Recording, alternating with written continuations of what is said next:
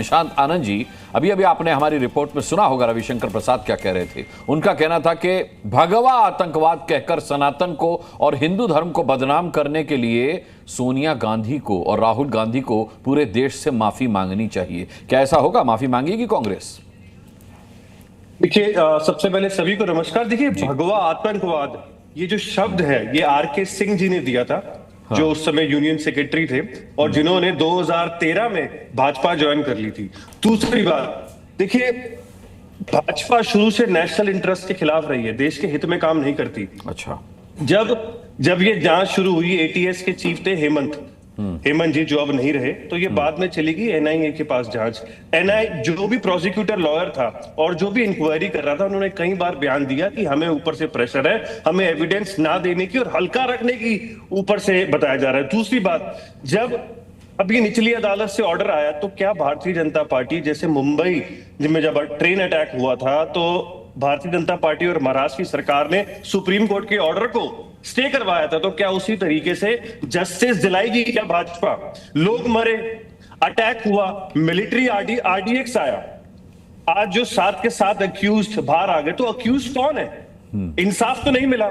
RDX कहां से आया? नहीं मिला। आज जितने भी अटैक हुए, चाहे आप पीछे आप पुलवामा का ले लीजिए, 200 किलो आरडीएक्स आया था, आज तक नहीं पता किस कौन थे आतंकवादी। तो क्वेश्चन ये है कि अभी ऑर्डर आया है, इंसाफ नहीं मिला भारतीय जनता पार्टी को। आरडीएक्स आपने कैसे कह दिया? आरडीएक्स की तो कोई थ्योरी नहीं। आरडीएक्स आया, आरडीएक्स कहां से आया? आरडीएक्स आपने कहां पढ़ लिया? देखिए, मिलिट्री आरडीएक्स यूज हुआ था एक्सप्लोजिव के लिए। और दूसरी बात मैंने ये कही कि जब पुलवामा में अटैक हुआ था, आरडीएक्स की 200 किलो की गाड़ी में आया था। अरे भाई साहब बैठे थे वहां पे आप? भाई साहब, इन्वेस्टिगेशन में कहीं भी किसी भी जगह पर पूरी रिपोर्ट के अंदर, कहीं चार्जशीट के अंदर ये बात नहीं, आप वहां बैठे थे। ये साथ सत्य हो रहा है। जिस प्रकार से जबरदस्ती मौलानाओं को आतंकवाद में इन्वॉल्व होने के आपने जबरदस्ती हिंदुओं का नाम डाला, भगवा का नाम डाला, भगवा को जबरदस्ती आतंकवादी बनाया। क्षमा मांगो, क्षमा मांगो। कोर्ट का ऑर्डर आया आज क्षमा मांगनी चाहिए, पापों को धोना चाहिए। अरे पापों को धो भाई, पापों को धो। निशान जी को ना कभी आतंकवादी, ना कभी आतंकवादी होगा। आचार्य जी, ठीक है, आचार्य उनकी बात पूरी हो जाए। आचार्य जी, शोर मचाने की जरूरत नहीं है, कमजोर आदमी की निशानी है शोर मचाना।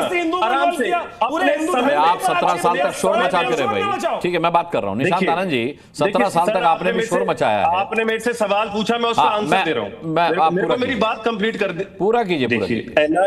एनआईए की रिपोर्ट में मेंशन है कि मिलिट्री आरडीएक्स इस्तेमाल हुआ है, ठीक है। उससे पहले मैंने ये कहा कि जब पहले ना गलत बयानी, गलत बयानी, गलत बयानी, गलत बयानी, गलत बयानी, बाद में चलेगी, गलत बयानी। एनआईए की ऐसी कोई रिपोर्ट नहीं है। मिलिट्री आरडीएक्स कुछ नहीं होता, आरडीएक्स होता है, मिलिट्री आरडीएक्स। नहीं, ये मेरा हिसाब क्या होता है? यहाँ हिसाब थोड़ी चल रहा है आपका कि कांग्रेस के हिसाब से आरडीएक्स आपके हिसाब से 17 साल रिपोर्ट में आए, आपके हिसाब से 17 साल जो चला वो चला। एनआईए स्पेशल कोर्ट ने आपका हिसाब सुनने नहीं आए। बताइए कौन सी रिपोर्ट में है कि वहां पर आरडीएक्स जो आया वो मिलिट्री आरडीएक्स था? बताइए, सुप्रीम कोर्ट जाएगी। ठीक, बताइए। अरे आप सुप्रीम कोर्ट पर नहीं, पहले इसी पर क्लियर करते हैं भाई। लोग मारे गए, नहीं, कांग्रेस पहले इसी पे क्लियर करते हैं। कहां से लाए आप ये रिपोर्ट? आप तय करोगे किस पे बात करनी है, आप तय करोगे किस पे बात करनी है। चिल्लाओ मत, हंगामा मत करो, आवाज बहुत अच्छी है मेरी। आप ही ने बोला कि मिलिट्री आरडीएक्स आया था, ऐसा रिपोर्ट में। कौन सी रिपोर्ट में है बताइए? तुमने इंसाफ दिया, ये देखिए महाराष्ट्र में जिस तरीके से तुमने स्टे ऑर्डर मिलिट्री आरडीएक्स, गलत बयान नहीं, फेक न्यूज नहीं। निशांत आनंद जी, फेक न्यूज कर रहे हो, फेक न्यूज नहीं, मेरे चैनल पर फेक न्यूज नहीं, बिल्कुल किसी को नहीं फैलाने दूंगा फेक न्यूज। 17 साल फेक न्यूज फैला लिया आपने, 17 साल फेक न्यूज फैला लिया आपने। अब एनआईए स्पेशल कोर्ट की रिपोर्ट के हवाला देते हुए तो नहीं फैलाने दूंगा आपको। हवाबाजी में फैला ली। अब आप एक रिपोर्ट का हवाला दे रहे हैं, फैसले की कॉपी दिखाइए, कहां लिखा है मिलिट्री आरडीएक्स? देखिए नहीं दिखाइए ना, देखने को मैं खड़ा हूं यहां पर, दिखाइए ना वो कॉपी, दिखाइए फैसले की कॉपी। मिलिट्री आरडीएक्स कहां लिखा है वो दिखाइए। दिखा रहा हूं, अब आप मुझे मौका दीजिए। एनआईए की रिपोर्ट में मेंशन है आरडीएक्स मिलिट्री इस्तेमाल हुआ। अब मैं आपको 1 सेकंड के अंदर तो मिलिट्री रिपोर्ट पुल अप करके नहीं दिखा आरडीएक्स वर्ड यूज्ड है, दूसरी सिर्फ आरडीएक्स वर्ड यूज्ड है हर जगह, केवल आरडीएक्स यूज्ड है।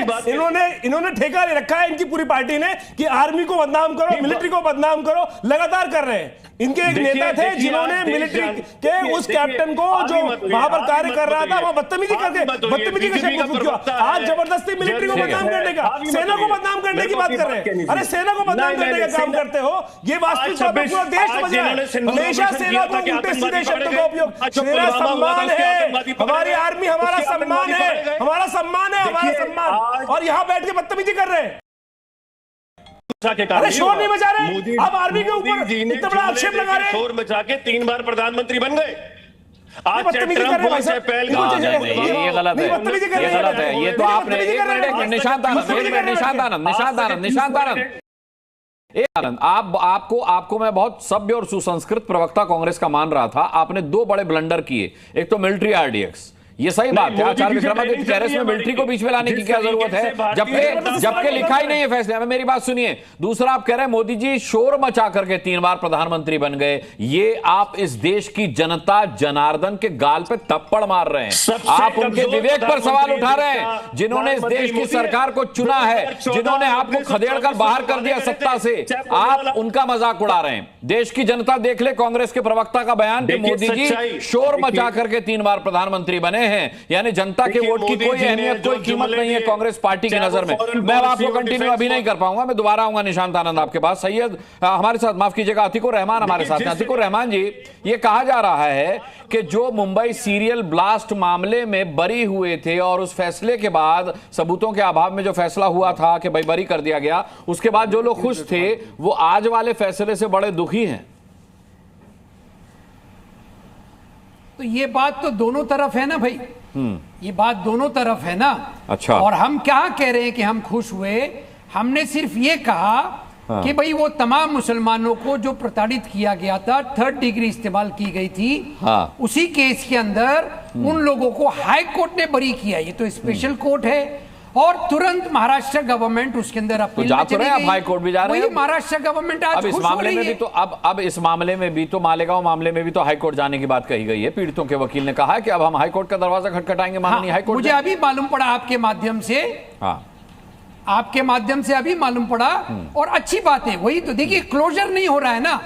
सवाल यह है कि विक्टिम्स के जो फैमिलीज हैं वो ऐसे मामलों में ये नहीं ढूंढते हैं कि भाई मुस्लिम टेरर का खात्मा हुआ या हिंदू टेरर का खात्मा हुआ, वो ये ढूंढ रहे हैं कि हमारे जो लोग मारे गए उनके साथ इंसाफ कब आएगा। और क्या ये अब समझा जाए कि क्योंकि रिजीम चेंज होती है, गवर्नमेंट चेंज होती है, तो फैसले बदलते हैं। तो अदालतों का क्या काम रहा? आखिर पब्लिक किस बात को सोचने पर मजबूर की जा रही है कि भाई किसी ने भी ये हमले नहीं किए। ट्रेन ब्लास्ट के अंदर कौन आया, किसने हमले किए? मालेगांव में 6 मुसलमान मारे गए, किसने मारा? कहां, कौन ढूंढेगा? एनआईए, पुलिस, प्रोसिक्यूशन, सबूत, गवाह, और सबसे बड़ा मुद्दा कि यहां पर गवाहों को इतना डराया गया, धमकाया गया। क्या हिंदुस्तान के अंदर विटनेस प्रोटेक्शन लॉ जैसी कोई चीज है? क्यों नहीं विटनेस प्रोटेक्शन लॉ हमारे लोगों को दिया जाता है? क्यों उनको डराया धमकाया जाता है? क्यों हॉस्टाइल हो जाते हैं वो? और सबसे बड़ी बात, मतलब आपका कहने का मतलब है इस देश में जो कानून है उसका लाभ मुसलमानों को नहीं मिलता, आपका ये कहना है? हमारे लोगों को कहने का मतलब यही है आपका? नहीं, मैं लाभ की बात नहीं कर रहा हूं। अच्छा। मैं क्लोजर की बात कर रहा हूं। इंसाफ हुआ या इंसाफ लटकता हुआ पाया गया? इंसाफ को खो दिया गया या जानबूझकर छुपाया गया? क्लोजर जब तक नहीं होगा, जब तक के अच्छा, क्या ये बात आपने तब भी कही थी जब मुंबई ट्रेन सीरियल ब्लास्ट मामले में आरोपी बरी हुए थे, तब भी कही थी कि आपने ये बात? मैंने कहा ना, मैं वहां पर भी क्लोजर जब तक नहीं आएगा उनको जिम्मेदार ठहराऊंगा, और यहां पर भी क्लोजर जब तक नहीं आया जब तक इन लोगों को जिम्मेदार ठहराऊंगा। ठीक है। अब उंगलियां किस तरफ उठती है? इन्वेस्टिगेशन के ऊपर उठती है। Zee News.